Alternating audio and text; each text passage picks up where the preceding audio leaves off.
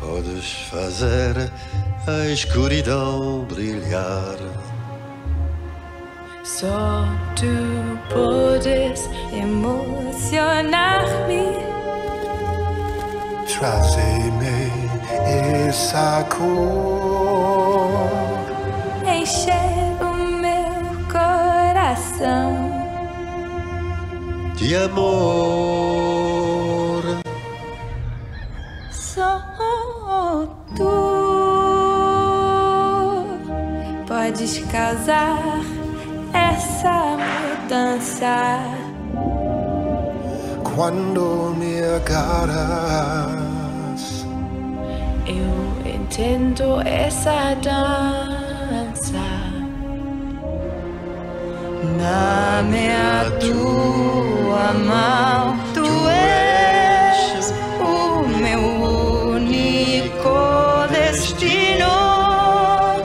És o meu sonho real, o meu único tu. Sou tu. Pode causar essa mudança. Quando me agarras, eu entendo essa dança. Dá-me a tua mão e mostra-me o teu caminho. És o meu sonho real, o meu único tu. Visita o teu mar, o teu sol, o teu património e a tua cultura. Tu podes viajar pelo melhor destino do mundo. Visita Portugal.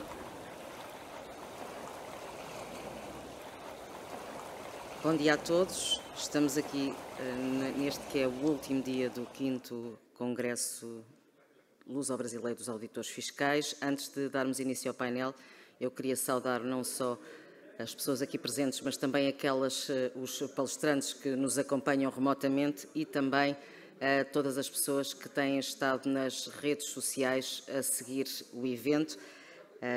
Um evento que tem sido muito participado. A última informação que temos é que só através do site da APIT houve 450 pessoas que assistiram online, portanto, se dúvidas houvesse, de facto, pelo menos o sistema misto, o sistema híbrido entre remoto e presencial é uma coisa que vai ficar para além da pandemia. Terá sido, com certeza, uma das poucas coisas boas que a pandemia nos trouxe. Vamos então, sem mais delongas, aos trabalhos, este painel. O painel Combater as Desigualdades pela Ética, Transparência e Proteção de Dados. Numa altura em que a Europa já trabalha estas questões da proteção de dados e o Brasil dá os primeiros passos, o desafio que se impõe é perceber como podem os governos trabalhar não só a ética, mas também a transparência e de que forma esse conflito entre as duas coisas tem sido um entrave no combate às desigualdades.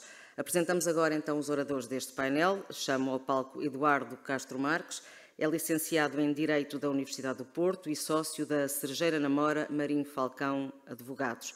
É especialista em Direito de Contratos e de Empresa e em Ciências Jurídico-Administrativas.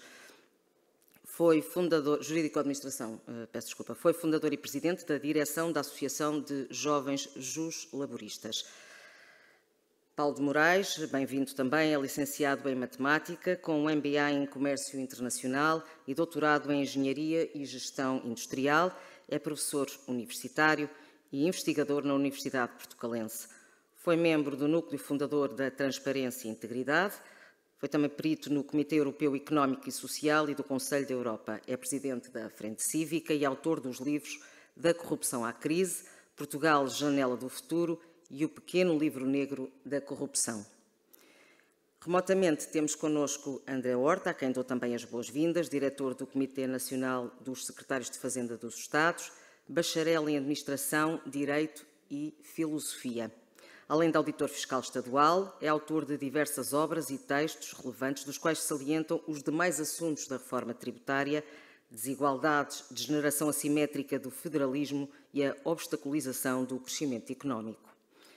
E a moderação é de Marcos Carneiro, a quem chamo também ao palco, é auditor fiscal, vice-presidente da Federação Brasileira de Associações de Fiscais de Tributos Estaduais e também presidente do Instituto dos Auditores Fiscais do Estado da Bahia. É ele que entrego a condução deste painel, desejando então bons trabalhos.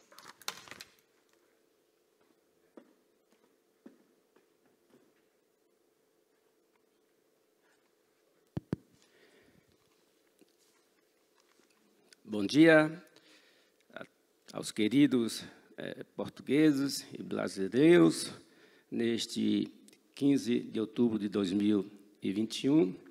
Estamos aqui no terceiro dia do 5º Congresso de Auditores, dos Brasileiros de Auditores Fiscais, cujo tema principal é os impostos e o combate às desigualdades sociais.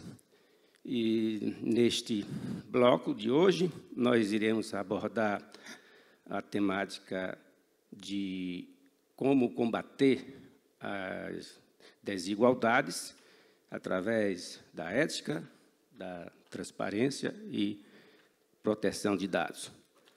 E para já deixar aqui como uma indagação para os nossos palestrantes, faço o seguinte questionamento de primeira mão para saber como conciliar a transparência, a lei de acesso às informações, que é um direito dos cidadãos.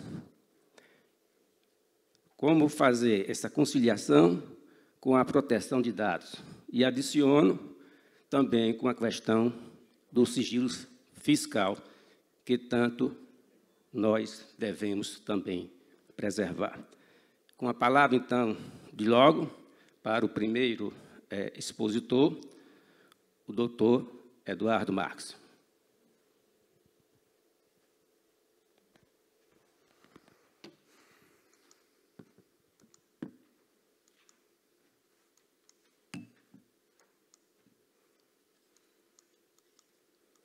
Estou aqui com um problema técnico. Não sei se alguém me pode ajudar. Ainda não estão. Pronto, então eu vou começando por fazer a introdução. Bom dia a todos. Queria saudar-vos, aqueles que nos acompanham aqui presencialmente, aos que nos acompanham através da internet. É um gosto estar aqui, sobretudo até porque sou membro da Law Academy, e saudar também a Comissão Organizativa, na pessoa do Dr. Nuno Barroso. A ele muito se deve e, portanto, agradeço-lhe o empenho, a dedicação que tem dedicado a este evento, que é cada vez mais um sucesso. Respondendo também à provocação do Sr. Moderador, eu, como tinha pouco tempo, como todos nós temos pouco tempo para aprofundar temas tão difíceis, entre os dois temas que elencou, eu selecionei, de facto, o sigilo fiscal, mas certamente, espero eu, que teremos tempo para depois, mais à frente, abordar a questão da lei de acesso aos documentos administrativos, que é, de facto, outro tema relevante. Agradecer também, sobretudo, o desafio que me lançaram, porque eu sou uma pessoa que não sou fiscalista, vim para um congresso de fiscalistas, falar de proteção de dados, da interação que a proteção de dados tem no sistema legislativo tributário, e vou conseguir fazer uma apresentação sem nunca falar de impostos. E, portanto, isso de facto foi um desafio tremendo, colocar também um pouco o pé fora d'água e navegar em temas que são intrincados, são difíceis, onde a compatibilização de todas estas estruturas legislativas são cada vez mais desafiantes, quer para o legislador, quer também, ou sobretudo, para quem todos os dias trabalha nestas matérias. Ora, eu começaria por elencar aqueles que são os 4 eixos que neste momento entram em colisão ou em confronto sempre que nós falamos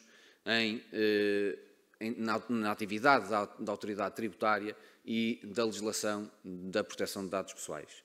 Desde logo, assegurar a transparência administrativa, a segurança dessa mesma informação, lato sensu, não apenas das pessoas singulares, mas também das pessoas coletivas, assegurar o princípio da administração aberta e compatibilizar tudo isto, como dizia, com a proteção de dados pessoais. No plano legislativo, eu selecionei aqueles que são os 4 diplomas essenciais nesta matéria.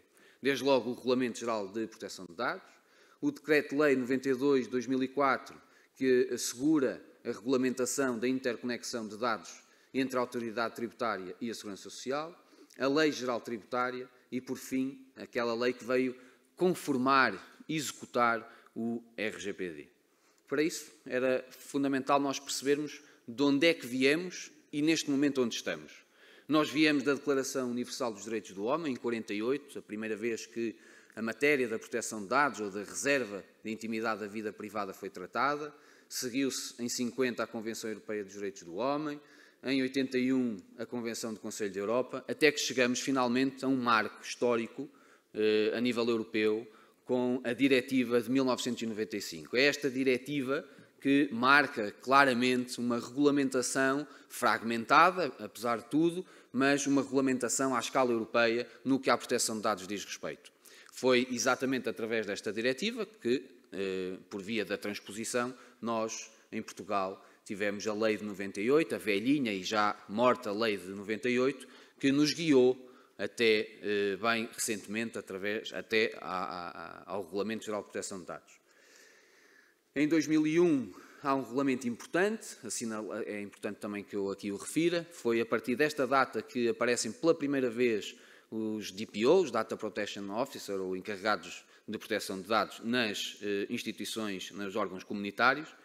E depois, por fim, chegamos então àquilo que mais nos interessa nesta apresentação. Em 2016, depois de várias negociações, de longos anos de negociações, tivemos então o Regulamento Geral de Proteção de Dados, que postergou a sua total produção de efeitos para 2018. E porquê? Porque efetivamente houve aqui uma mudança de paradigma. Eu chamaria a atenção para aquilo que mais importa até referir face ao objeto desta apresentação, que é nós deixámos de ter um sistema autorregulado para ter um sistema heterorregulado. O que é que isto significa? Significa que uma série de operações de tratamento que eram sujeitas à autorização prévia da Autoridade de Controlo, em Portugal a Comissão Nacional de Proteção de Dados, deixou de o ser para que haja uma autoconformação de todas as entidades. Portanto, estes 2 anos que o regulamento nos deu em Portugal foi precisamente para isso, para nós nos prepararmos para este novo paradigma. E, bom, à boa maneira latina, portuguesa, nada foi feito e, portanto, chegámos a 2018 e estávamos exatamente no mesmo estado que estávamos em 2016. E por isso também demorámos imenso tempo a conformar a legislação europeia, muito embora tratando-se de um regulamento e, portanto, como certamente saberão, de aplicação direta e imediata, a verdade é que houve um espaço de reserva aos Estados-membros para conformar determinados pontos desse regulamento. E só o viemos a fazer em 2019, depois de muita discussão, e reparem que 3 anos depois nós conseguimos proferir uma legislação atrasada, mas que, além de atrasada, foi até além daquilo que poderia ir, o que obrigou a Comissão Nacional de Proteção de Dados a desaplicar, a emitir uma comunicação desaplicando algumas normas da própria Lei da República, o que não deixa de ser caricato. Como também estamos num Congresso Luso-Brasileiro, referir também que no Brasil tivemos também em 2018 a Lei Geral de Proteção de Dados, que entrou em vigor em setembro de 2020, mas creio que, porventura, o André falará sobre este tema com mais propriedade. E porquê é que existiu todo este movimento, não só à escala europeia, mas também à escala mundial, tendente à proteção dos dados pessoais? Porquê é que isto se tornou um tema? Tornou-se um tema porque, efetivamente, há quem apelide os dados pessoais do novo petróleo, do novo século. Portanto, o valor que os dados pessoais hoje assumem é muito diferente daquilo que assumiam antes desta era de globalização à escala mundial, onde os dados circulam a uma velocidade que nunca antes tinham circulado e, sobretudo, numa quantidade que nunca antes tinha sido processada, nem tínhamos sequer instrumentos para o fazer. Eu trouxe-vos apenas aqui um exemplo, um pequeno vídeo, daquilo que se pode fazer com um dado pessoal. Poderia escolher outros vídeos com outras operações onde claramente nós sentimos a nossa privacidade atacada e com muitas vulnerabilidades naquilo que é o nosso cotidiano, mas, portanto, convidava-vos a ver este vídeo. So I invited a few of the world's best hackers to try to hack me and show me where my vulnerabilities are. And now I'm going to meet them in Las Vegas for DEF CON, the biggest hacker convention of the year. They're going to hack me using social engineering, which is essentially hacking without any code. They just use a phone and an internet connection. You want to do a sample phishing call? What's phishing? Phishing is voice solicitation, and basically what you do is you use the phone to extract information or data points that can be used in a later attack. Let's do it. Okay. Who are you going to call? Maybe I'll call your cell phone provider and Okay. see if I can get them to give me your email address. I bet they're good. I bet they have my back. But yeah, go for it. I'm going to spoof from your number, so it's going to look like it's calling from you. Okay. Hi, I'm so sorry. Can you hear me okay? My baby, I'm sorry. my husband's like, we're about to apply for a loan and we just had a baby and he's like, get this done by today. So I'm so sorry. I can't call you back. I'm trying to log into our account for uses information and I can't remember what email address we used to log the account. The baby's crying and can you help me? Awesome. In just 30 seconds, At gmail.com? Jessica gets access to my personal email address. Now, if I needed to add our older daughter on our account so she could call in and make changes, how would I need to go about doing that? You would have to send me a secure PIN through a text message? Yeah, well, the thing is, I don't think I'll be able to receive a text message if I'm on the phone. Oh, I'm not on there either? So I thought when we got married, he added me to the account. Jess uses my girlfriend's name and a fake social security number 5127. to set up her own personal access to my account. Wait, I'm sorry, so there's no password on my account right now? Can I set that up? She even gets the support person to change my password. Thank you so much for your help today. So she just basically blocked me out of my own account. Ok, então aquilo que a conclusão deste vídeo é se ela consegue fazer isto, o que é que um funcionário da autoridade tributária pode fazer, não é? Com tanta informação que tem sobre nós. Então, de que modo e com que objetivos é que a autoridade tributária trata os dados pessoais? Desde logo com a interconexão de bases de dados de entidades públicas, não só com a Segurança Social, como vamos já ver, a publicitação online de algumas bases de dados e a reutilização também de dados pessoais. E por isso é que é necessário uma gestão eficiente da informação, uma agilização dos procedimentos e uma promoção de maior transparência. Muitas vezes olhamos para o Regulamento Geral de Proteção de Dados como um entrave, quer à inspeção, quer à atividade que a autoridade tributária tem que fazer, o que é um erro.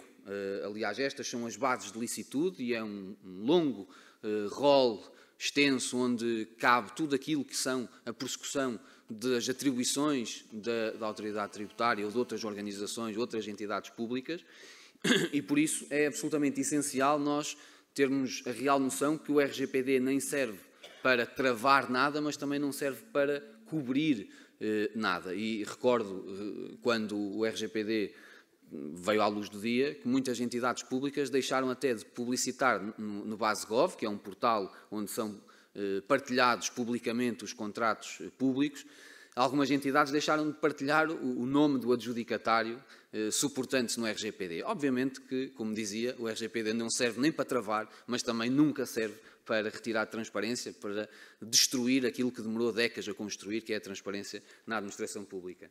E por isso temos como princípios gerais, sempre que estamos a tratar de dados pessoais, eu resumiria isto a dois pilares absolutamente essenciais.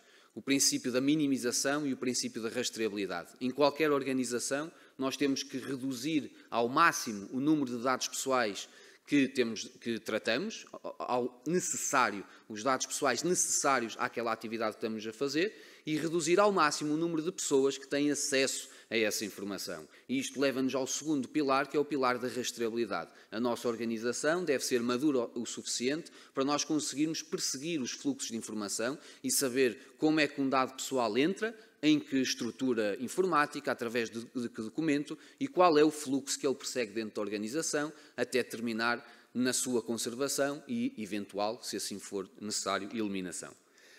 Ora, uma das grandes novidades também que o RGPD nos trouxe foi a criação de uma nova figura, o Encarregado-Geral de Proteção de Dados, o DPO, ou o Data Protection Officer. E aquilo que temos visto ao longo do tempo é que as organizações não têm valorizado esta função tal qual o regulamento o previu e mesmo a própria lei de execução. E, portanto, deixava aqui esta nota que é necessário fortalecer, dar importância ao trabalho que o DPO tem para fazer.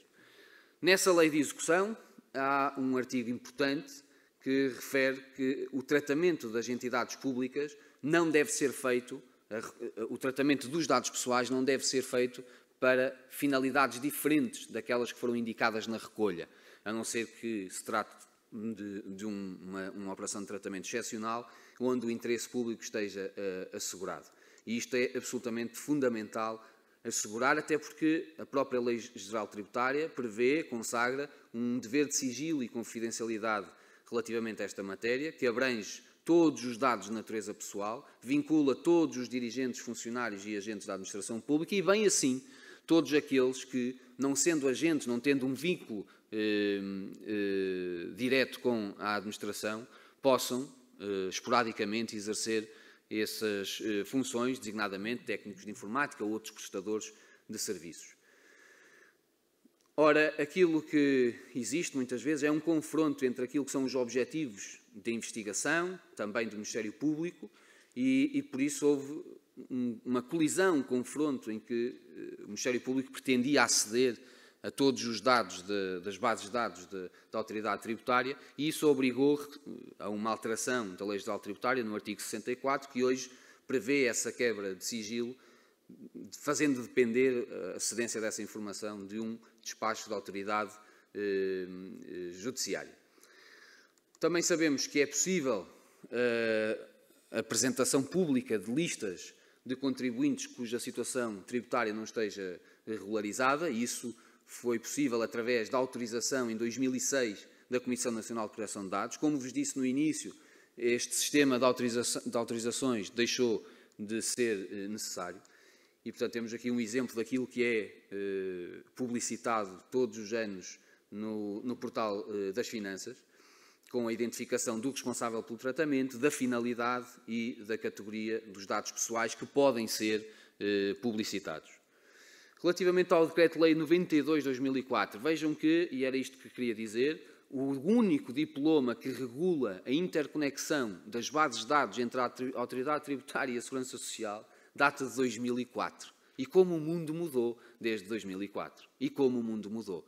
E, portanto, é absolutamente essencial revisitarmos este diploma, atualizando aquilo que é a nossa realidade informática do dia-a-dia, a necessidade da transferência dos dados pessoais entre estas entidades e, portanto, ficamos muito aquém daquilo que é, ou seja, é claramente o sinónimo de que a realidade ultrapassou o legislador.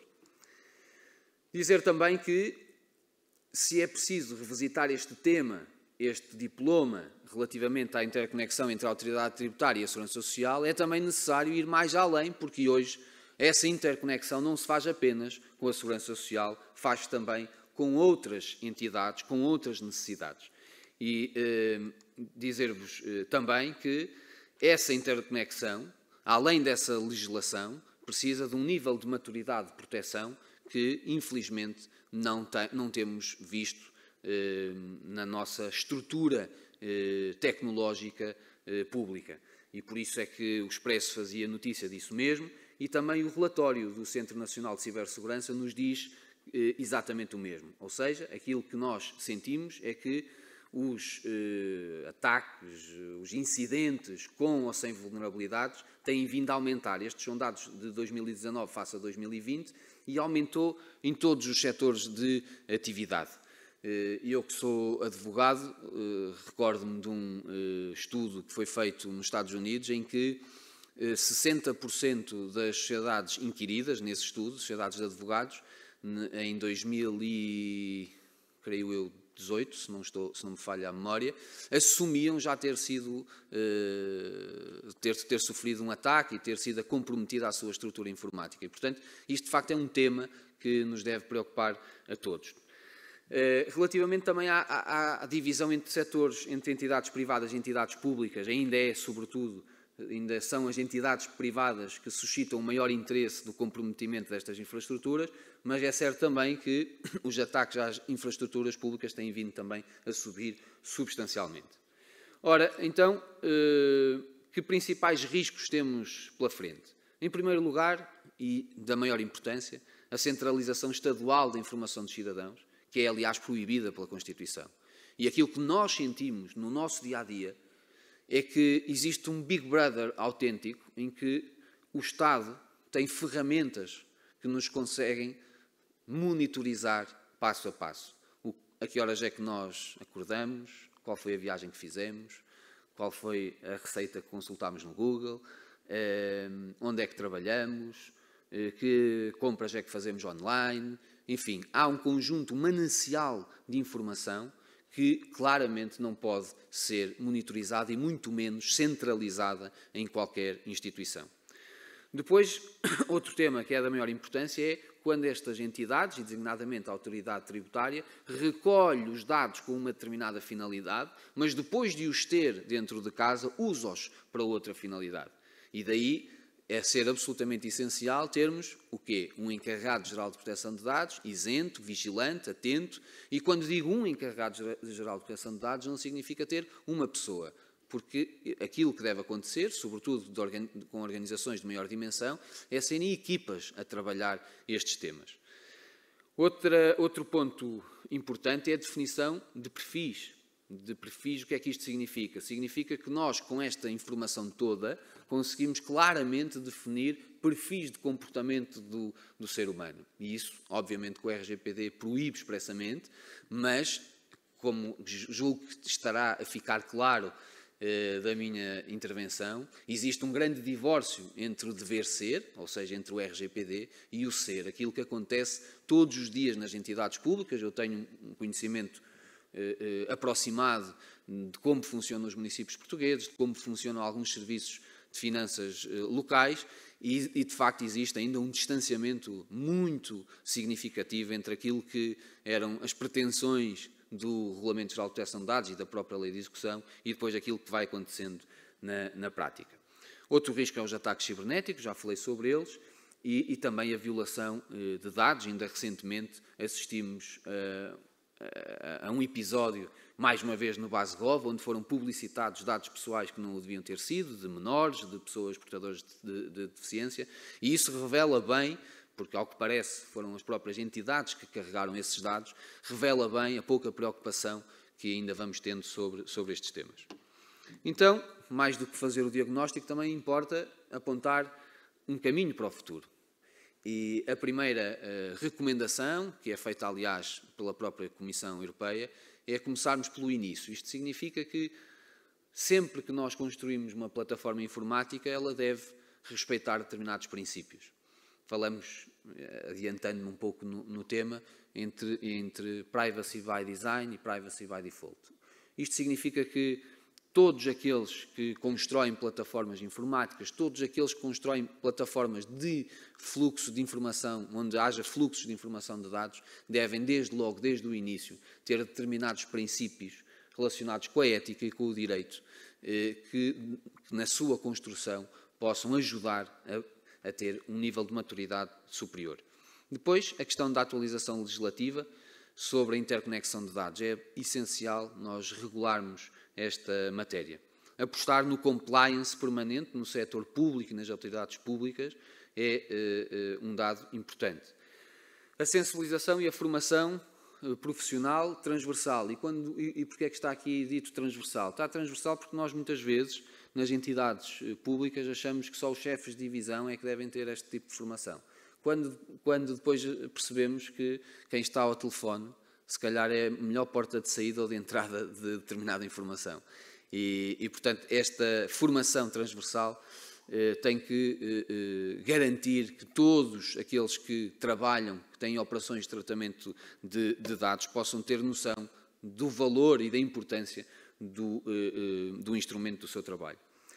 A questão da assessoria especializada significa isto que a maior parte das entidades públicas não está dotada de recursos humanos com capacidade para responder a estes desafios E estes desafios têm que ter um acompanhamento permanente. Aquilo que também tenho verificado é que naqueles projetos de implementação da RGPD, que aconteceram ali por volta de 2016, 2017, 2018 e depois se prolongaram até 2019, e que a maior parte deles terminaram, e aquele trabalho ficou feito num determinado momento da história daquela organização e neste momento está completamente obsoleto, porque não existem auditorias permanentes, não existe uma reciclagem daqueles processos de tratamento, entretanto entraram novas plataformas informáticas, entretanto novas atualizações de determinados programas, novas pessoas, novos procedimentos de trabalho e, portanto, aquele projeto de implementação que havia sido feito 1 ou 2 anos antes tornou-se completamente inútil porque ninguém lhe deu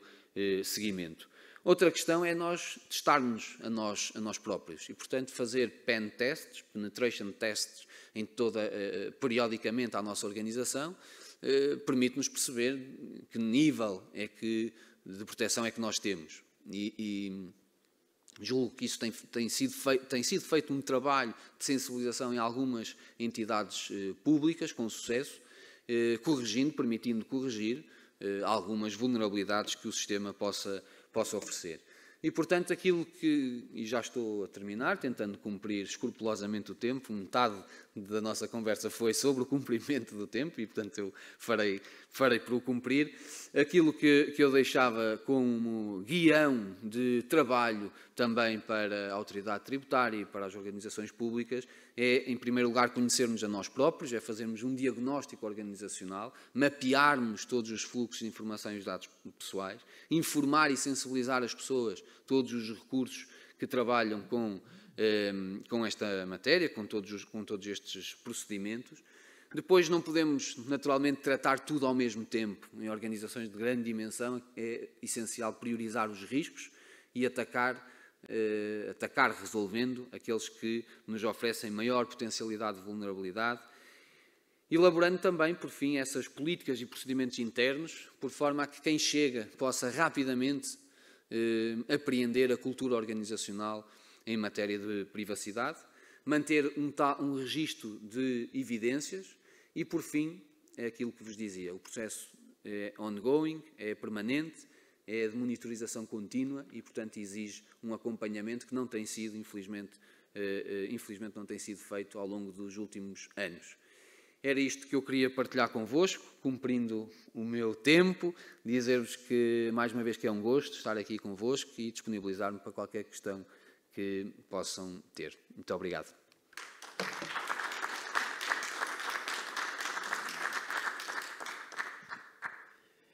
Parabéns, rigorosamente pontual. Com a palavra o doutor Paulo de Moraes.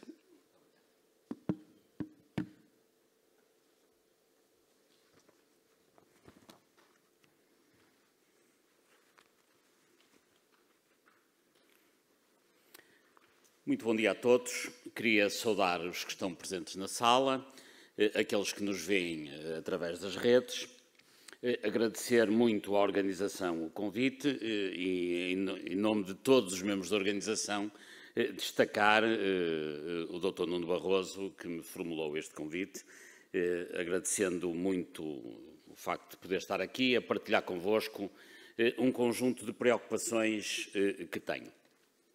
Eu vou falar, portanto, do combate às desigualdades através da transparência, vou dar um enfoque sobretudo na transparência e trago-vos hoje algumas reflexões sobre o sistema fiscal português.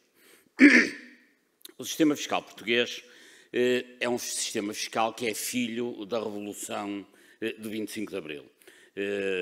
Enfim, sobretudo para os nossos assistentes nesta sessão, brasileiros recordar-se-ão também, os portugueses recordar-se-ão melhor, tivemos uma revolução há cerca de 50 anos e a revolução surgiu por um conjunto de razões, mas uma tinha a ver com o excesso de privilégios que uma classe dirigente tinha e, sobretudo, um conjunto de grupos económicos, e como a revolução nasce nesse contexto, também teve o cuidado de logo no primeiro documento fundacional, que é a Constituição da República, que nesta matéria está praticamente inalterada desde então. A Constituição portuguesa é de 1976 e, portanto, desde logo teve uma grande base programática na questão fiscal. E, de facto, os impostos em Portugal estão definidos constitucionalmente.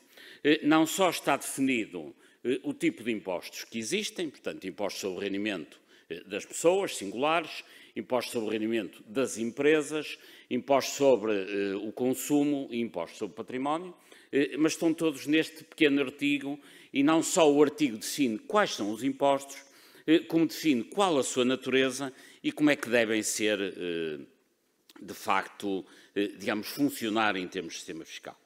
O que é facto é que, apesar do artigo ser tão pequeno e apesar de ser tão simples, o incumprimento deste artigo é regra. Enfim, não vou, obviamente, maçar-vos com muitos exemplos, apenas com 2 ou 3, mas o que é facto é que, e repito, temos 4 artigos correspondentes a todo o tipo de impostos que existem em Portugal, e estes requisitos, apesar de serem constitucionais, apesar de serem uma das bases que levou à formação do novo regime, não são cumpridos. E vou-lhes dar apenas 2 exemplos, e outros poderia dar, mas obviamente temos a limitação de tempo e também não quero aqui massacrá-los com números. Mas o que é facto, só para lhes dar um pouco a ideia, diz o ponto 4, começando por esse, que a tributação do consumo visa adaptar a estrutura do consumo à evolução das necessidades, desenvolvimento económico e da justiça social, devendo honorar os consumos de luxo. Pois, num país em que se diz que o imposto sobre o consumo deve onerar os impostos, os bens de luxo, nós temos esta situação. O turismo num hotel de 5 estrelas, neste em que nos encontramos ou noutro qualquer, paga imposto de valor acrescentado, que é o imposto de consumo, a 6%, mas a eletricidade, nesta habitação, um bem essencial, é paga a 23% de IVA, ou se quiserem o próprio material escolar, esse bem de luxo, tem IVA a 23%, isto acontece numa série de outros produtos. Ou seja, apesar de, na Constituição, se pugnar, se preconizar que os impostos sobre o consumo devem onerar os produtos de luxo, o que acontece em muitas situações em Portugal é justamente o contrário. Mas o que viola, obviamente, a Constituição. Mas dou-lhes só mais um exemplo. No nosso ponto 3, diz-se que a tributação do património deve contribuir para a igualdade entre os cidadãos, o que pressupõe que quem tem mais património, obviamente, deve pagar mais impostos do que quem tem menos património. Isto é mais do que óbvio, pois é assim que se faz a redistribuição em função dos impostos sobre o património. Mas o que acontece é que, por exemplo, esta casa, que é justamente a mesma fotografia que mostrei anteriormente, não tem qualquer isenção de imposto sobre IMI, que é o nosso imposto municipal sobre imóveis, aqui em Portugal. Portanto, esta casa não tem qualquer isenção, mas, por exemplo, este património que vale 1.000 milhões o valor da barragem, mais 162 milhões só em edifícios circundantes à barragem, portanto, de apoio à barragem, paga 0 de IMI. Ou seja, aqui paga-se IMI, aqui não se paga IMI. E poderíamos até ir muito mais longe para um exemplo ainda maior que este, que é, por exemplo, o do aeroporto da Madeira, que, porque está registado como área dominial e não tem qualquer tipo de referência às áreas patrimoniais onde estão as empresas de rentacar, sei lá, o McDonald's, etc., o próprio parque de estacionamento, nenhum desses equipamentos paga IMI, o que é, obviamente, inconstitucional, porque vai contra o princípio que referi há pouco, e além de ser inconstitucional, é ilegal, porque mesmo o IMI tem um sistema de isenções, como vocês sabem, obviamente, tão bem ou melhor que eu, mas diz o seguinte: estão isentos os edifícios públicos deste imposto, do IMI, mas não estão isentos os serviços, estabelecimentos e organismos do Estado que tenham caráter empresarial. E, obviamente, que um aeroporto e a produção de energia têm, evidentemente, caráter empresarial e, no entanto, pagam 0 de IMI. Ora bem, atendendo a que o título deste Congresso e, em particular, também desta intervenção, é os impostos e o combate às desigualdades, eu sugeria nesta matéria que a minha intervenção devia estar integrada num congresso que se chamasse os impostos e o reforço das desigualdades, porque é efetivamente o que acontece com este tipo de incumprimento da Constituição neste conjunto de prerrogativas. E nesta matéria, o sistema fiscal português, do meu ponto de vista, não é equitativo, nem sequer é justo. Porque a redistribuição, efetivamente, aqui faz-se ao contrário. Nestes exemplos que dei, e poderia, obviamente, dar outros, o que acontece é que quem tem edifícios mais valiosos paga menos IMI, quem usufrui de produtos de luxo paga menos IVA e, portanto, o que está aqui a acontecer é uma redistribuição feita exatamente ao contrário, em que não são os que mais têm para os que mais precisam, mas é exatamente os mais que precisam que pagam mais impostos para aqueles que mais têm. Portanto, neste sentido, no sistema fiscal português, a primeira grande fraude fiscal é a própria lei fiscal. Isto no que diz respeito à arrecadação de receitas para o Orçamento de Estado. Em termos de despesa, eu tenho pugnado e continuarei sempre a fazê-lo, que já não é tanto a questão da justiça e da equidade que se levanta, também se levanta, mas levanta-se em Portugal nos últimos anos, sobretudo uma questão de transparência.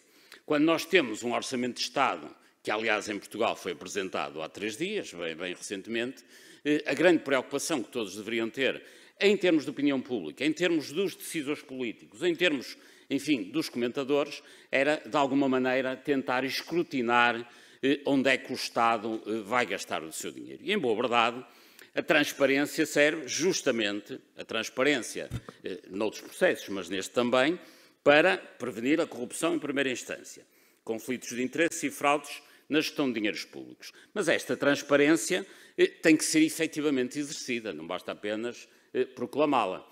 E, portanto, não basta ter informação acessível ao público, é necessário que ela seja efetivamente escrutinável. E a complexidade e a tecnicidade que ela tem muitas vezes não permita que isso aconteça. E, por fim, é necessário que os dados sejam disponibilizados por forma a que sejam perceptíveis e possam ser trabalhados por outras entidades que não as entidades da administração. E o que acontece é que em Portugal não há nenhum instrumento público que permita que qualquer um de nós possa ter um acesso fácil, e quando eu digo qualquer um de nós, não estou a falar naturalmente de gente especializada na matéria, estou a falar dos cidadãos em termos gerais, devem ter um acesso que lhes permita não só perceber com clareza o que é o orçamento, onde é que se vai gastar dinheiro, de onde é que ele é proveniente, mas possa também ter dados para poder trabalhar e conjugar de várias formas. Em Portugal não existe esse portal de transparência, não existe qualquer instrumento que as pessoas possam ter acesso. Há uma experiência de uns senhores da Universidade de Lisboa que se chama Orçamento Cidadão, mas que deveria ser, obviamente, uma experiência bem divulgada, disseminada, e permanente e oficial, como acontece, aliás, na maioria dos países do Ocidente, onde os cidadãos têm, através de um clique, acesso ao orçamento. O que acontece é que, não sendo assim, o orçamento passa a ser um jogo de sombras. Porque o orçamento, se for bem percepcionado, acaba por ser uma pré-determinação de despesa em função da receita prevista. Se não houver informação, o que é? O que é que chega à opinião pública? Chega este tipo de informação, em que, enfim, isto são os jornais do dia seguinte à apresentação pública do orçamento, portanto, tem 2 dias esta imprensa, em que, no fundo, se falam apenas de questões muito residuais no próprio orçamento. Quando nós falamos de uma alteração do IRS, de escalões do IRS, quando falamos mais de despesa aqui ou acolá, estamos a falar num orçamento de ordem que representa uma despesa de 100 mil milhões, de verbas que valem 200 milhões, 100 milhões, ou seja, está-se a discutir menos do que 1% do orçamento. A grande discussão pública que se faz em Portugal sobre o Orçamento de Estado, e estou a falar sobretudo da discussão parlamentar, dos políticos que aprovam um orçamento, a grande discussão incide em verbas que não representam nem 1% do orçamento. E em que se discute habitualmente questões fiscais, mais imposto de rendimento sobre os singulares, mais IRC, menos IRC, mais IVA, menos IVA, com todo o respeito por isso, mas isso não é discutir um orçamento, isso é discutir uma lei fiscal. Ou seja, em Portugal há este triste hábito, de há muitos anos esta parte, não é de agora, infelizmente, que é, sempre que se discute um orçamento, discute-se tudo menos o orçamento. O que se discutem são questões fiscais que deveriam ser discutidas, do meu ponto de vista, noutra sede. Mas, apesar de tudo, há alguma informação. Mas, sobretudo, há informação que não é disponibilizada. Eu vou-lhes dar aqui alguns exemplos da informação secreta do Orçamento de Estado de 2022 em Portugal. Daria vários exemplos, mas, mais uma vez, o tempo urge, mas vou-lhes dar aquele que é, para mim, o mais chocante de todos os exemplos de despesas quase camufladas no Orçamento de Estado, que são as chamadas despesas excepcionais. No Orçamento de Estado, enfim, quem tiver amassada de ler o relatório do Orçamento terá que ler 300 e tal páginas, portanto, obviamente, não os convido a isso, mas convido-os a tentarem ver o mapa das despesas excepcionais, que é o quadro 5.28, se quiserem tomar nota para depois o procurar, em que aparecem, nestas despesas excepcionais, qualquer coisa como 12.400 milhões de euros. Ou seja, mais de 10% do orçamento português é de despesas que nem sequer estão devidamente escrutinadas e que lhes passo aqui a mostrar de uma forma mais destacada. Vou apenas dar 2 ou 3 exemplos, naturalmente, e que são os seguintes. Nas despesas extraordinárias, portanto, está na coluna do meio, deixem-me ver se isto funciona. Portanto, está aqui, as tais, tudo isto no seu total, estas que estão aqui e outras que já estão no resto do quadro, representam 12,4 mil milhões de euros, entre as quais temos algumas verdadeiramente compreensíveis, como sejam estas verbas aqui para a CP, que é a Empresa Portuguesa de Comboios, e esta para as Infraestruturas de Portugal, que representam 3 mil milhões. Portanto, estes 3 mil milhões estão perfeitamente explicados. Mas há 9 mil milhões, portanto, quase 10% do orçamento, que não estão, de facto, nada explicados, dos quais destaco aqui empréstimos de longo e médio prazo de 4,4 mil milhões e que são empréstimos que não se sabe a quem são destinados. Acontece que não se sabe a quem são destinados os empréstimos de 2022, mas nós já sabemos hoje quais são as entidades que mais dinheiro devem ao Estado por empréstimos feitos em 2020, 21, 19, 18, etc. E sabem qual é a entidade que mais dinheiro deve ao Estado português no momento em que nos encontramos aqui a falar? Não é nem os comboios, nem as infraestruturas, nem nenhuma entidade assim relevante para a vida dos portugueses. O maior devedor do Estado português é uma entidade que se chama Parvaloren, que é um repositório dos ativos tóxicos do que foi o Banco Português de Negócios, cuja falência se deu em 2008. Ou seja, em 2022, em 2021, no momento em que falamos, a maioria dos empréstimos que o povo português faz é uma entidade que justifica e que se alicerça em corrupção feita no início do século.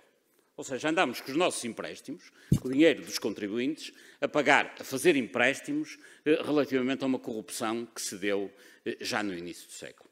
E é para entidades desse tipo que irão, provavelmente, estes 4,4 mil milhões. Mas deixem-me também dar-lhes só mais um exemplo, ou 2, que é ações e outras participações, da ordem dos 1.200 milhões, que também não são clarificadas, nem ninguém sabe para que são. E, mais escandaloso talvez que tudo isto, embora não mais caro, é dinheiro para o Fundo de Resolução Bancária, que nos tem dito que tinham acabado as contribuições do Estado para o Fundo de Resolução, já nos disseram isso este ano, ano passado, há 2 anos, mas o que é facto é que estão ali 850 milhões de euros que vão para o Fundo de Resolução, que neste momento é concentrado a nível europeu, aliás, uma medida que foi positiva nesse sentido, mas são, no fundo, verbas que irão, mais uma vez, apoiar a banca. Ora bem, se tudo isto são verbas de uma dimensão astronómica e nem sequer passam pelo debate público, é evidente que existe tudo menos transparência. Ou seja, nós assistimos a um debate público, e desculpem repetir, em que se discutem verbas que não valem nem 1 nem 2% do orçamento e as verbas que valem 10% do orçamento são completamente esquecidas. Então, não há, em boa verdade, nem transparência, nem equidade. Porque não há equidade, como disse no início da minha intervenção, porque, desde logo, se Se a coleta fiscal não cumpre os preceitos constitucionais, não é justa nem equitativa e faz-se, como disse e repito, uma redistribuição ao contrário, em que são os mais pobres que pagam impostos para enriquecer ainda mais os mais ricos. Bom, e também não é transparente porque é inacessível e indecifrável e, obviamente, que a maioria dos 10 milhões de portugueses não tem nem tempo, nem formação, nem capacidade para ler o relatório do orçamento e tirar conclusões deste tipo ao fim de 330 páginas completamente intragáveis. E, por isso, o que nós temos, em boa verdade, é que temos um orçamento que é elaborado de forma ao contrário, em que não há nem equidade, nem transparência e, em boa verdade, nem temos verdadeiramente o orçamento como ele devia ser.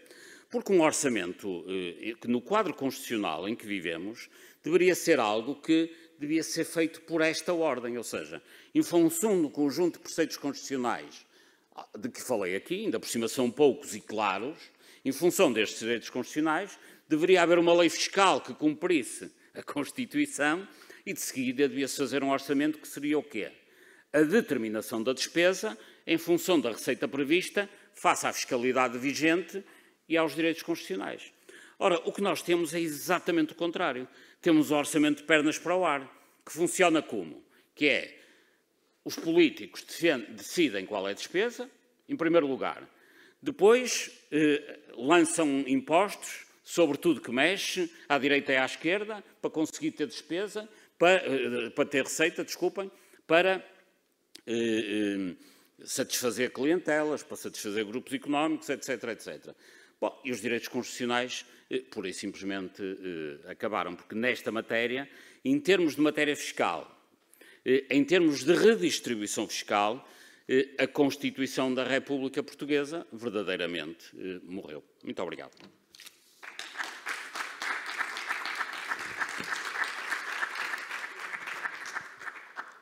Parabéns, Paulo Moraes.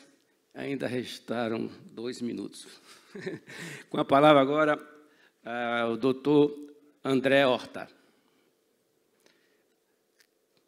Querido amigo André Horta, com a palavra.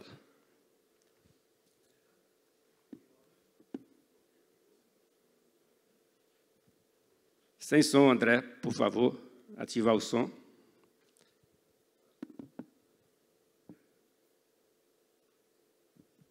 Ainda não.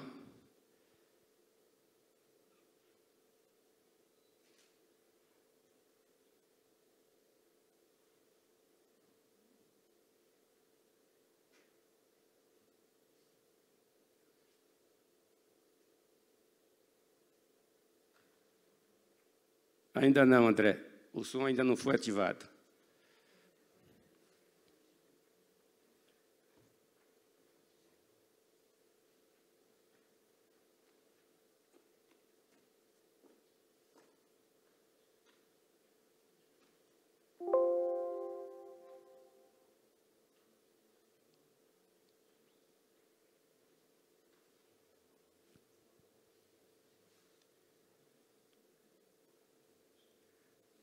Mundo tecnológico.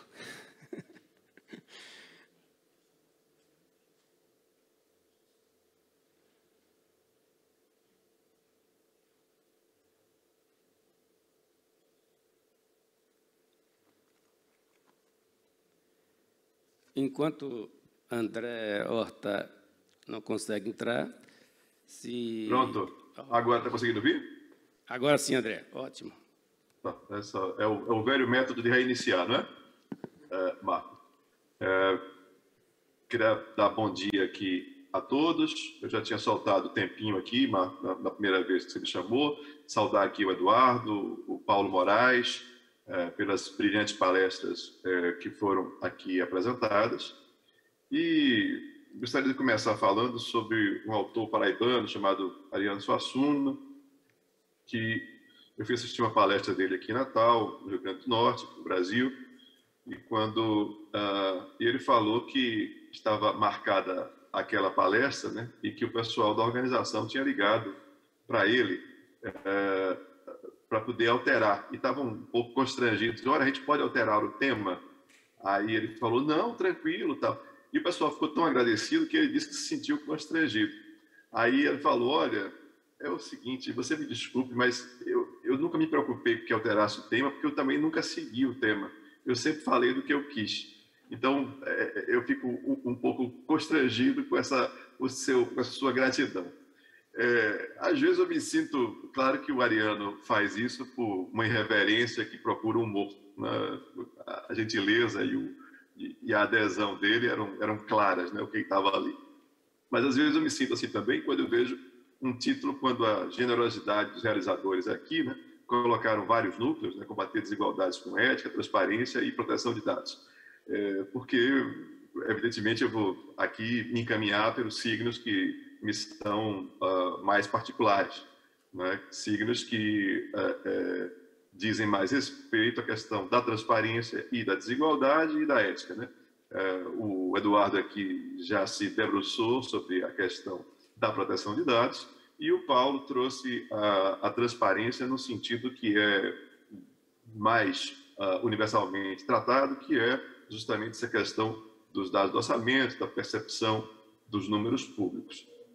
Eu vou trazer aqui a questão da transparência numa acepção muito particular, numa acepção dos dados empíricos e como isso se relaciona com as desigualdades, né? Os dados empíricos e como isso se relaciona com o debate público, como isso termina se cristalizando, né, em leis que regem nosso dia a dia, que regem as nossas vidas. E sim, é uma questão talvez, né, um pouco ampla, como consciência do real e aquela consciência vaga que coincide com interesse, né? Mas a gente vai tentar fechar isso aqui em questões, né, não da transparência em si, mas em questões da não transparência, da opacidade, da falta, né, de transparência. É o assunto que está por aqui, que normalmente se relaciona a uma regra mais geral, a uma questão mais geral, que é aquele de que, olha, o universo de ideias, né, é o universo de ideias dos mais ricos. Os mais ricos simplesmente impõem sua narrativa. E isso sempre foi assim. Bom, há essa percepção genérica, e sem dúvida que essa intransparência, me perdoe o neologismo, ela gostaria de explorar sobre isso, né? Mas fechar numa singularização do processo disso, né? Muito mais do que a ideia geral, e vou explicar por quê. Começo falando de um livro chamado O Preço da Desigualdade, do Nobel de Economia de 2001, o Joseph Stiglitz, não sei se já ouviram falar desse livro. Ele foi um livro derivado de um artigo que ele escreveu do 1% pelo 1% para 1%, naquele que inspirou bastante, né, aquele movimento Occupy Wall Street. E ele fala dessa concentração, dessa desigualdade, né, que existe no mundo. O artigo repercutiu bastante, ele terminou escrevendo um livro derivando questões que tinha colocado aqui. Curioso que os trabalhos do Stiglitz tinham sido justamente sobre informações assimétricas, né, e o entendimento não correto de fenômenos do mercado. Então, ele já tinha trabalhado com isso e veio, né, tratar da informação em si, como ela se relaciona com a economia, digamos assim, mais ampla. Um dos tópicos chaves, né, para se lidar com isso é o fenômeno da trickle-down economics, ou economia do gotejamento, né? Aquela ideia de que você tem várias taças, né? Você coloca o vinho na primeira taça e ela vai caindo para as demais, né? Se você privilegiar somente a de cima, ele vai derramando para as demais, depois todas as taças ficam cheias, né? Uma imagem histórica do trickle-down economics, a primeira do início do século passado, né, era o bolo, né, o famoso bolo, você crescer o bolo para depois dividir. Quando você aumenta a fatia dos mais ricos, isso importa que os mais ricos investem, né? E embora a fatia dos mais pobres continue do mesmo tamanho, o bolo vai crescer e, se eles continuam com a mesma proporção de riqueza, mas como o bolo cresceu, a fatia vai ficar maior, né? Ele tem uma proporção, às vezes, até menor, né? Mas, na verdade, isso representa mais dinheiro e todos ganham. Então, você dá um benefício aos mais ricos, ou seja, você postular a desigualdade, isso é visto, né, pela essa ideia de trickle-down economics como um requisito do crescimento. A desigualdade, tributar menos os ricos, isso é um requisito do crescimento. Essa foi a primeira versão. Depois veio uma versão mais recente, mais ostensiva, mais elegante, né, e por isso mais perigosa, que era, disse, não, ok, não é essa questão do bolo, mas, na verdade, desigualdade, sim, é um negócio bacana, é algo que é importante, né, para todos, mas se você adotar políticas de desigualdade, você vai terminar comprometendo o crescimento do país e a estabilidade do sistema econômico. Ou seja, ainda que seja algo interessante, do ponto de vista moral, ainda que tenha um lado interessante, o preço que é pago pelo sistema para ele ficar mais desigual, ele é muito alto para a sociedade pagar. Então, essa foi a segunda versão, e era uma versão que, na verdade, era contrafactual, porque os dados nos levam, né, a concluir que a desigualdade, dados do próprio FMI coligidos pelo Stiglitz, mostram que a desigualdade ela é um fator de instabilidade. E, por outro lado, que a redução da desigualdade ela implica, sim, em aumento do crescimento econômico. Quando você desloca dinheiro para o topo da pirâmide, você tem uma lacuna na demanda, né? E quando o sentido é inverso, as pessoas têm carência de consumo e a economia se dinamiza. Então, o que acontece quando não há essa distribuição, o que acontece quando não há a tributação do andar de cima, é que a sociedade termina crescendo menos, a sociedade gera menos emprego. Ou seja, o preço, né, a ser pago é outro. O preço que fica caro é na desigualdade. O nome do livro, aliás, é O Preço da Desigualdade. Então, essa característica, que, claro, estamos falando aqui, sim, de progressividade, né, de tributar mais os mais ricos, é central, pivotal, embora não seja único, o livro lida com diversos aspectos da desigualdade, mas estamos falando aqui num congresso sobre impostos e desigualdades, né? Esse é um dos aspectos que está pinado por esse economista. Então, aqui alguns detalhes, algumas questões da progressividade, vamos ter um olhar analítico sobre isso. Primeira percepção é uma percepção moral e ética de polícia fiscal, de justiça fiscal, né? Você tratar desigualmente os desiguais na medida de sua desigualdade, isso é intuitivo, né? Isso é uma justiça, isso é se submeter a valores últimos, a valores supremos de igualdade, de liberdade, do que seja. Então, isso como uma questão moral. Segundo, uma questão legal, né? A Constituição brasileira, acredito que, assim como a Constituição portuguesa, né, traz o princípio da capacidade contributiva, de se procurar cobrar mais de quem ganha mais. Então, isso não só é uma questão moral, mas isso é um imperativo legal também a ser perseguido.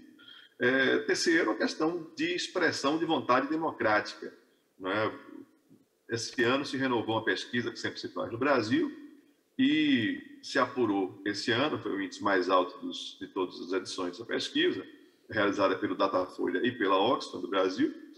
84% dos brasileiros desejam e acham que se deve tributar os ricos para fazer política social. Então, a progressividade também tem o seu momento de expressão democrática, de vontade popular. Um outro quadro da progressividade é o que o Stiglitz estava falando, fala em sua obra, né, dos benefícios econômicos e sociais disso, né? O combate à desigualdade, né, a progressividade combina com qualidade de vida, com dignidade e com a própria liberdade dos cidadãos. E a gente sabe que, normalmente, a liberdade é contraposto, né? Quando, clássico aqui do Kessenstein e de outro autor, chamado Custo dos Direitos, né? Mostrando o aspecto positivo, né? Da distribuição de renda. Você não pode...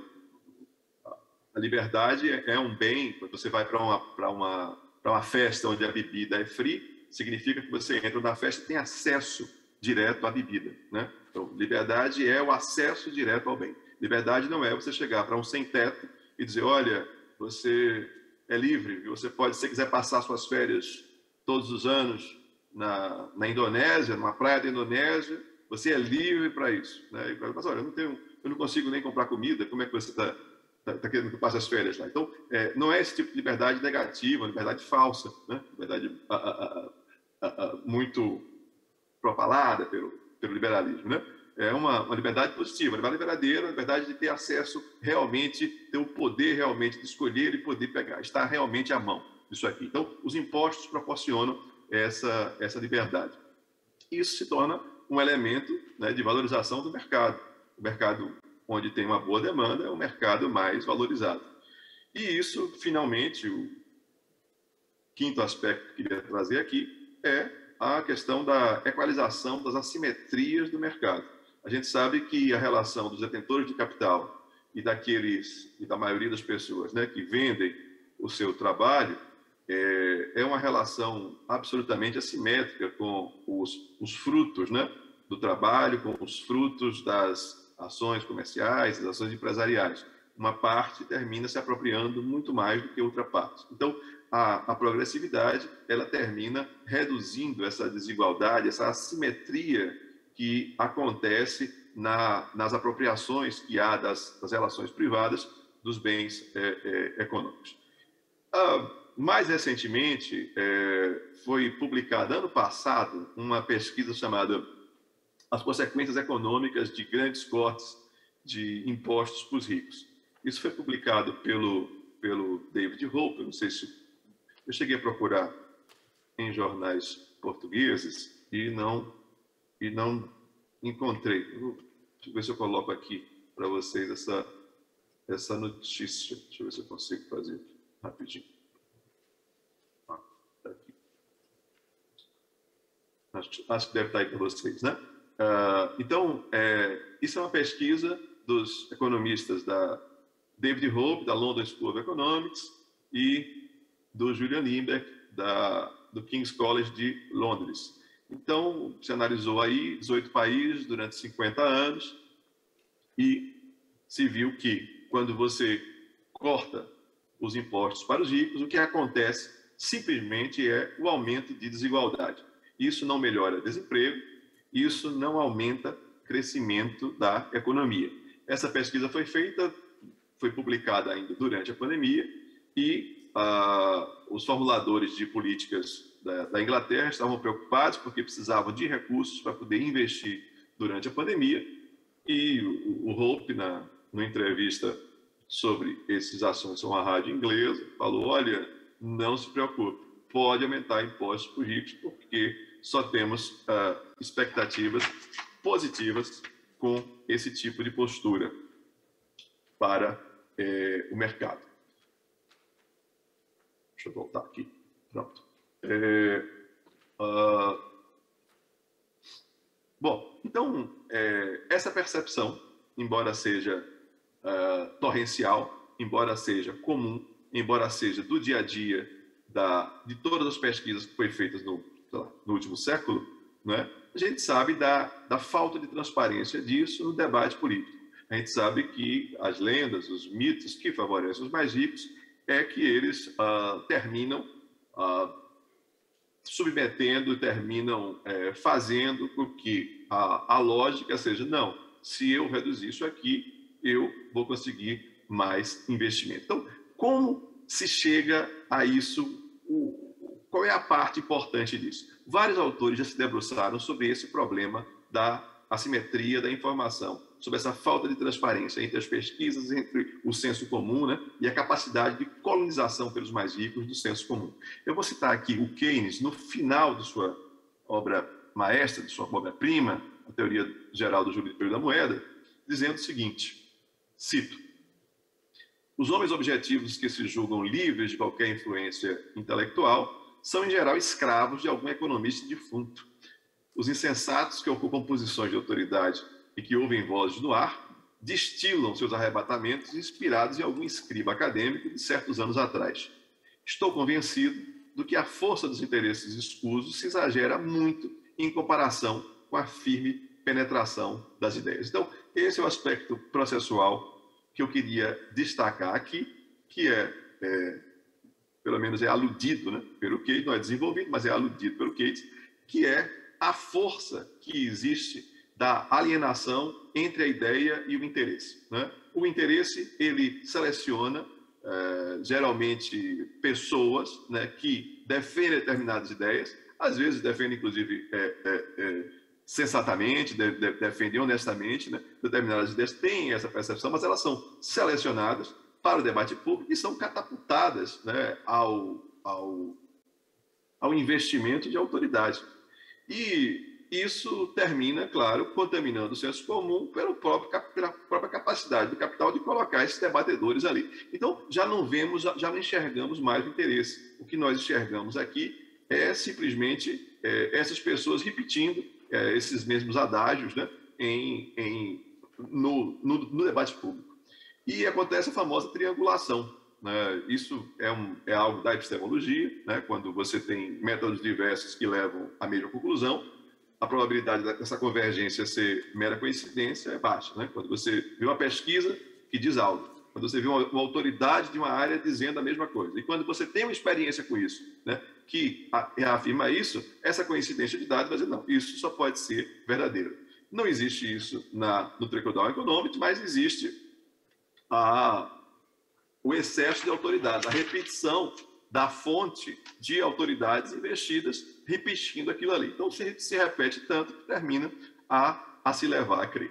Então, fica um desespero, né, por parte de quem lida com essas questões, de informar, de conformar essa informação que tanto influencia na desigualdade econômica. Eu não sei se vocês acompanharam, eu vou tentar colocar aqui de novo, o presidente dos Estados Unidos, na primeira fala dele ao Congresso americano,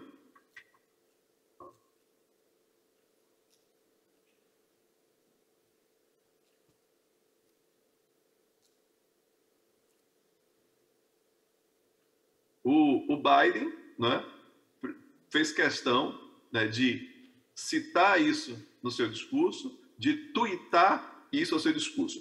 Esse desespero, essa vontade de comunicar, de falar contra, né, um mito, né, que depõe contra a igualdade, esse esforço existe em diversas obras. Aqui é um congresso em Portugal, eu encontrei algumas obras que lidam com isso na própria biblioteca portuguesa, né? Austeridade expansionista de Paulo Motta, lidando com outro tipo de mito, o mito da austeridade, né?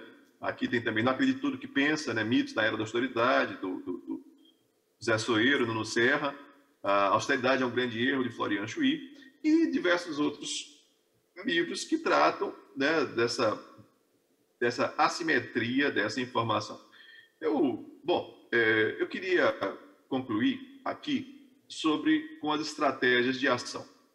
Não vou, né, evidentemente, aqui encontrar a solução para passar à população a informação correta, e nós conseguimos aqui, nas eleições, somente elegermos deputados, somente parlamentares que vão de acordo com essas ideias que estão na pesquisa, né? Isso é algo muito grande, né? Não há uma solução imediata para isso. O que há é um debruçar, o que existe é um debruçar sobre isso aqui. O que precisa alterar nisso é a forma de se lidar, né? Não adianta você pegar simplesmente a pesquisa, né, e mostrar, porque o homem não é só um ser racional, o homem é um ser que tem emoções também. Então é preciso, não adianta aqui só a economia e tributação, precisa aqui, primeiro, nós temos essa abordagem multidisciplinar que conjugue psicologia, que conjugue estrutura de discurso, desconstrução da estrutura de discurso, neurociência, né? Ver como podemos comunicar isso com a sociedade. Não insistir na questão da moralidade, pura e simplesmente, porque a resposta que tem sido recebida do próprio Congresso, do próprio debate público, é também moral, né? Quando você diz, não, é mais moral ter justiça fiscal e tal. Então, a resposta geralmente é moral também. Quer dizer, não, isso aí vai prejudicar todo mundo, vai aumentar a dívida do país, né? Isso é um problema. Geralmente se diz, eu vou lhe prejudicar para poder lhe ajudar, né? Então, esse é normalmente o discurso, não só nessa área, em muitas outras. Então, isso precisa mudar, né? É preciso você dizer, olha, se você não aumentar, não tem investimento e o país se estagna. Então, precisa colocar o outro lado na defensiva, né? Precisa verificar como é que está a estrutura desse discurso. A gente vai fazer uma pauta eleitoral, então, perguntar ao candidato, você vai, quando você for parlamentar, você vai enriquecer os ricos ou você vai enriquecer Portugal? Né? De que lado da questão você está? Então, o que é preciso é encontrarmos estratégias neste processo, é o que nos sobra, porque o capital vai estar ali sempre, não é, agindo nas suas próprias pautas, e encontrando, né, essa abordagem, nós possamos comunicá-la. Muito obrigado, desculpe aí o minuto extra por causa do som.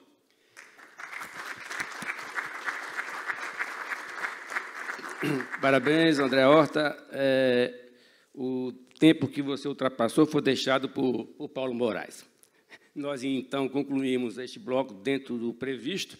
Gostaria de saber se tem alguma pessoa aqui presente que gostaria de fazer alguma pergunta para os expositores. Como não tem ninguém, gostaria de saber dos expositores se gostaria de fazer pergunta um ao outro, se tem interesse nesse debate. Sim? Pois não. Por favor. Com a palavra, doutor Eduardo Marques. Só para responder à primeira provocação da compatibilização, da articulação entre o acesso aos documentos administrativos e o RGPD. E eu gosto muito de falar deste tema porque para reafirmar as vezes que forem necessárias que o RGPD não é contra a transparência. O RGPD é a favor da transparência e é a favor da transparência desde que essa transparência seja feita com respeito pelos dados pessoais, que é uma coisa completamente diferente. Porque aquilo que nós assistíamos na administração pública muitas vezes era, se calhar, um exagero do princípio da administração aberta, porque muitas vezes quando um cidadão se deslocava a pedir uma determinada informação, vinha a informação que lhe dizia respeito e a informação que dizia respeito também a terceiros. Quando ia consultar um processo de urbanismo, quando ia consultar fosse o que fosse.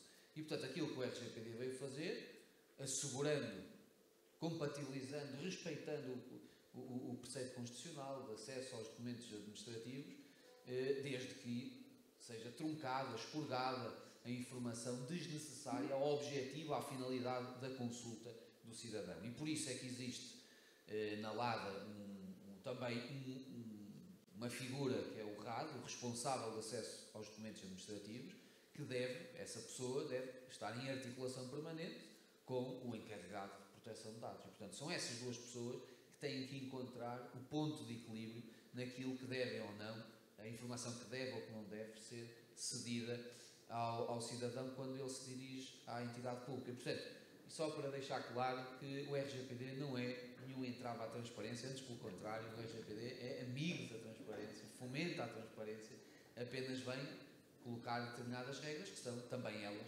fundamentais, porque também elas estão previstas na nossa Constituição. Ok, muito obrigado a todos. Pois não? Por favor. A pergunta é para o Nuno Barroso aqui, é para o professor Paulo de Moraes e para o André Horta, que ainda não saudei. Olá, André, bem-vindo. Mas muito rápido, falamos muitas vezes da cidadania para que o cidadão tem de estar mais informado, mais capacitado e de que muitas vezes é necessário que ele também mude a sua mentalidade quando pensa na política e na política fiscal. Como é que se faz isso em relação aos políticos?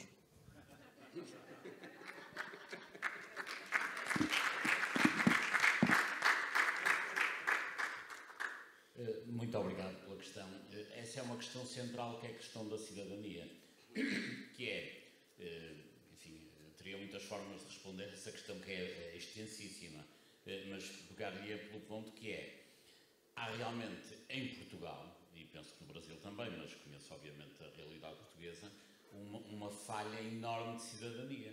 E quando a cidadania falha, o que acontece é que os políticos são eleitos formalmente e bem de 4 em 4 anos, mas como não há qualquer escrutínio público, os políticos depois, ao fim de algum tempo, naturalmente, para além de um conjunto de interesses a que estão ligados, mas mesmo que estejam de boa fé, o que acontece obviamente também muitas vezes, acabam por se esquecer de quem é o poder que eles estão a exercer.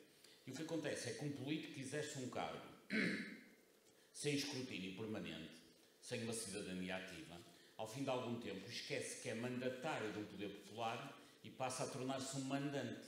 O problema da falta de cidadania e da falta de participação cívica é que os políticos, ao fim de algum tempo, acham que tudo aquilo que os envolve, o gabinete, o carro, o motorista, a cidade, etc., que não estão ali a exercer um mandato em nome do povo, mas estão a mandar em função de um conjunto de interesses.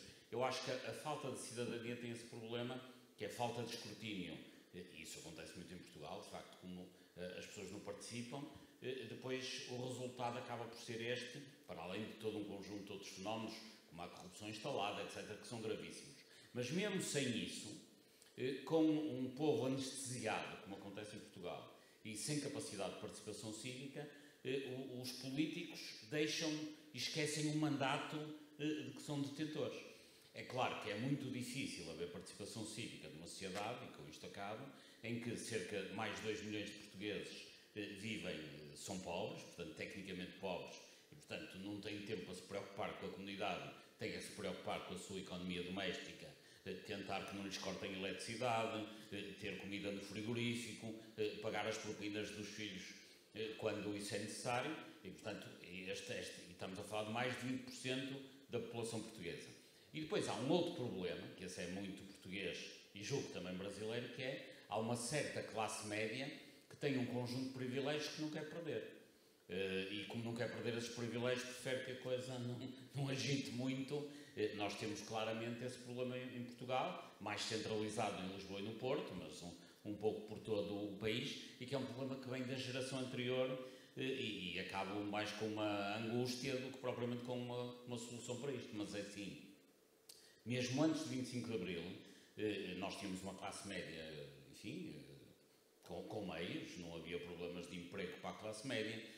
Um médico em Portugal que tivesse um filho médico, o filho nunca iria ter qualquer tipo de problemas de ter um emprego, fosse onde fosse. Mas essa classe média de então, o que tentou em Portugal foi garantir os privilégios para a geração seguinte, em vez de tentar fazer evoluir o país, e tinha muitas condições para o fazer.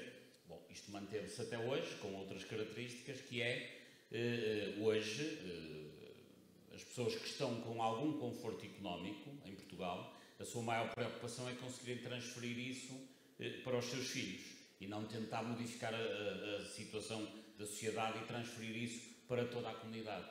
Há aqui um certo egoísmo que tem que ser combatido, e esse egoísmo obviamente leva à falta de participação nas classes que têm alguns meios. Os mais pobres não têm condições de participar de forma nenhuma. Neste cenário, é evidente que os políticos ficam todos em roda livre e acham que o poder que estão a exercer que lhes pertence e não ao povo que, entretanto, anda distraído. Pode falar, doutor André. A pergunta foi dirigida a você também. Marco, essa pergunta, eu não vi o nome da pessoa que perguntou. É difícil você conseguir convencer um economista sobre determinada pesquisa, determinada ideia, quando o emprego dele depende do fato dele não entender aquilo e dele postular contra aquilo. Então, a mesma coisa acontece com o político, né? Eles representam determinadas categorias da riqueza do país e ele só está ali e só está escolhido porque justamente ele defende aquele tipo de bandeira. Se ele mudar de opinião, não dá. Então, eu acho que nós precisamos, e a minha a minha fala foi sobre isso, né? Sobre essa questão da comunicação, de como podemos colocar isso para a sociedade e para os próprios políticos, né? Como devemos colocar isso para ele. Então, a fórmula é encontrar o caminho da comunicação, o caminho do discurso, né? Onde os coloque na defensiva, né? Onde eles precisem, porque não existe pesquisa em sentido contrário, dizendo que se você deixar os ricos mais ricos, vai ficar tudo bem. Você não tem nada dado com isso, né? Então, se você precisa a gente precisa pegar os dados e dizer, olha, isso aqui, agora mudar a posição do diálogo, né? Você vai enriquecer quem? Os ricos ou vai enriquecer Portugal? Qual é a sua posição em relação a isso? Foi interessante também, gostaria de aproveitar aqui a oportunidade de comentar aqui a fala do Eduardo em relação à proteção de dados, né? Porque aqui, como o Eduardo falou, ele não é da área fiscal e como aqui a maioria que está ouvindo é da área fiscal, a gente tem uma experiência com isso exatamente pelo oposto, né? Como assim, tentamos fiscalizar e geralmente os detentores de capital conseguem que a gente não tenha um acesso pleno aos bens, né? E termina a riqueza conseguindo proteção jurídica, né? E coloca-se acima de toda a sociedade. Ora, a riqueza, como todos os bens, estão aqui para servir a todos, né? Isso essa liberdade foi dada porque isso era bom, né? Para o conjunto da sociedade. Então, quando você pega e começa a represar, né, a riqueza, quando você começa a usar a justiça, usar a individualidade, né, contra o conjunto da sociedade, né, isso é um problema.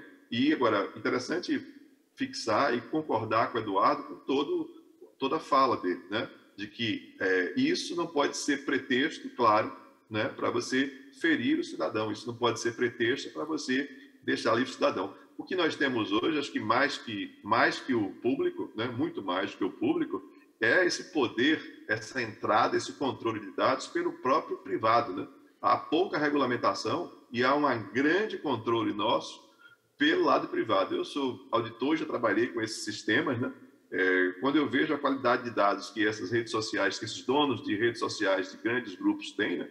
Isso nós não temos nem 1/100º, né, do acesso à vida da população que esses grandes grupos têm. Então, há de fato uma grande assimetria que o capital privado está. E o capital privado é guiado, claro, pelos negócios, pelo lucro, né? Então, aqui, quando o bem público vai atrás, né, desses dados privados, da riqueza, né, ele vai atrás aqui de realização do bem comum, porque ele se mira por uma Constituição, pelo menos, em princípio, ele se mira por uma Constituição e se mira pela legislação. Então, esse equilíbrio de questões, né, tudo é equilíbrio, né, foi muito importante aqui elogiar aqui as duas falas, a fala do Paulo e a fala do Eduardo.